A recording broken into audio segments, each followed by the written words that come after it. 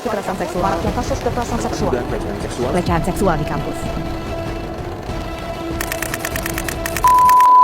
Perkenalkan, nama saya Tasya Salsabila Putri dengan NIM 25803104048. Saya dari program studi D3 Apetas.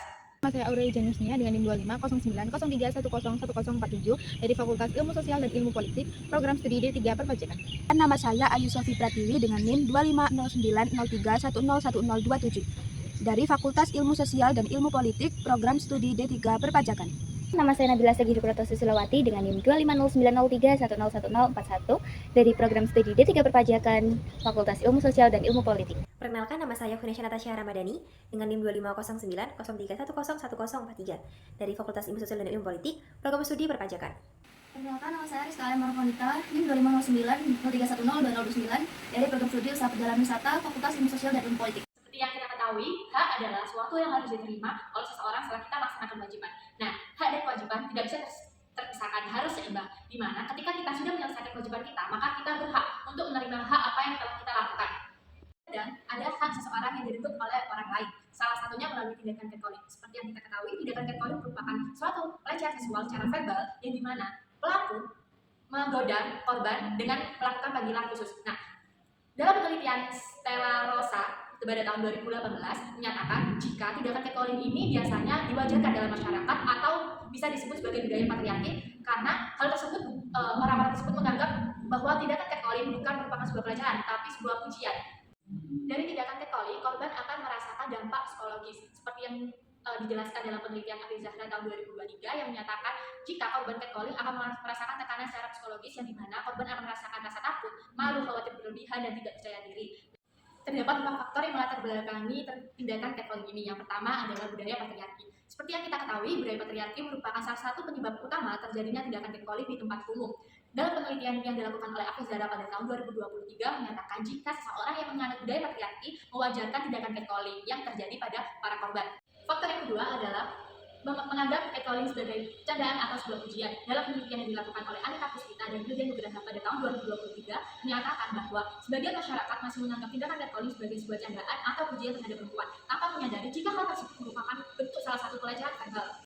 Yang ketiga adalah faktor lingkungan kampus dan sekitarnya. Faktor lingkungan fisik kampus sangat berpengaruh terjadinya catcalling. Seperti penelitian yang dilakukan oleh Vita Febrianti dan kawan-kawan pada tahun 2025 menyatakan jika faktor lingkungan fisik kampus dan sekitarnya sangat berpengaruh terjadinya catcalling. Lokasi yang minim pengawasan atau lokasi yang jarang dijangkau oleh masyarakat akan menciptakan peluang bagi pelaku untuk melakukan pelecehan secara verbal terhadap korban. Yang keempat adalah faktor ketimpangan pengetahuan dan kesadaran gender. Rendahnya pengetahuan tentang sudut pandang gender lain merupakan salah satu faktor terjadinya tindakan catcalling. Dan masih banyak individu yang belum mengetahui jika ucapan yang bersifat seksual, siulan, teriakan itu merupakan salah satu tindakan dari pelecehan secara verbal.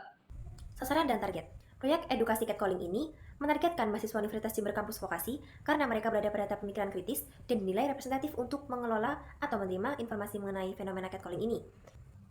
Sasaran luasnya adalah masyarakat umum karena catcalling ini sering terjadi di ruang publik. Program ini menargetkan peningkatan pemahaman mahasiswa terkait catcalling melalui poster dan edukasi, serta minimal 100 penonton sebagai indikator keberhasilan.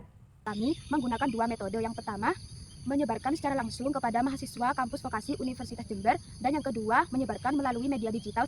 Promosi langsung atau tatap muka. Promosi ini dilakukan secara langsung kepada mahasiswa kampus vokasi Universitas Jember dengan 4 cara. Yang pertama, mengajak mahasiswa untuk menonton video edukasi. Yang kedua, menjelaskan manfaat program edukasi. Yang ketiga, memperlihatkan poster yang telah kami buat. Dan yang keempat, mendorong mahasiswa untuk menyebarkan video kepada teman dekat.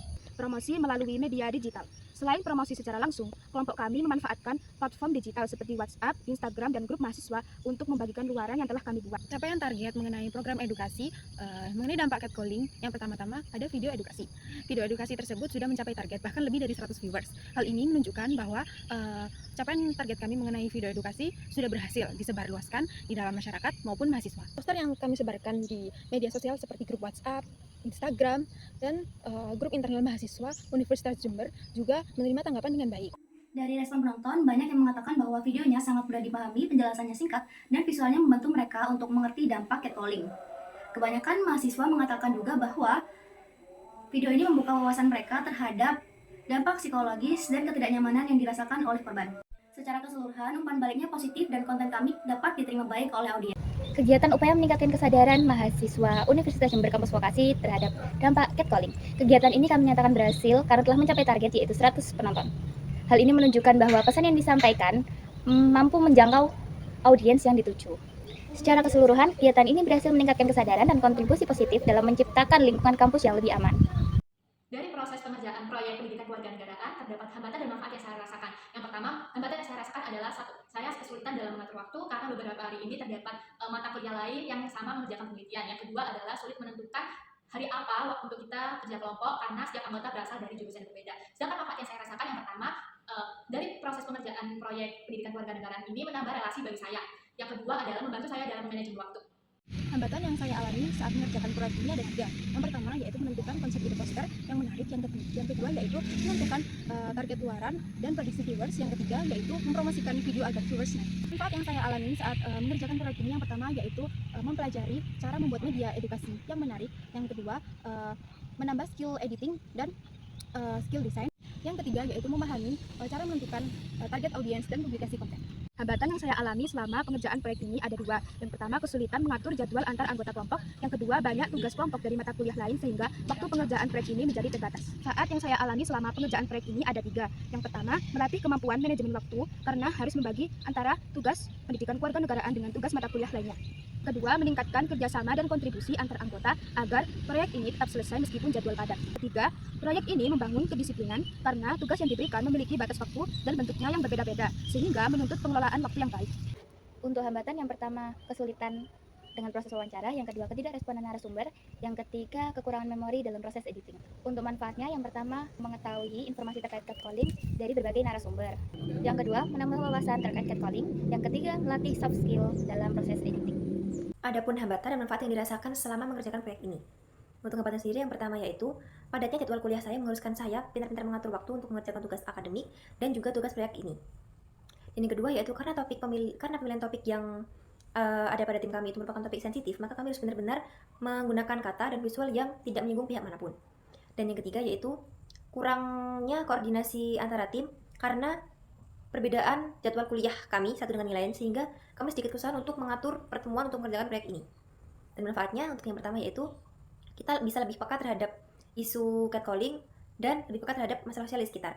Dan juga mengajarkan kita untuk saling bekerja sama antara tim dan koordinasi sesama tim. Untuk hambatan, tantangan utama kelompok kami adalah penyesuaian jadwal karena kami dari program studi yang berbeda, jadi ada sedikit hambatan di jadwal kerja kelompok.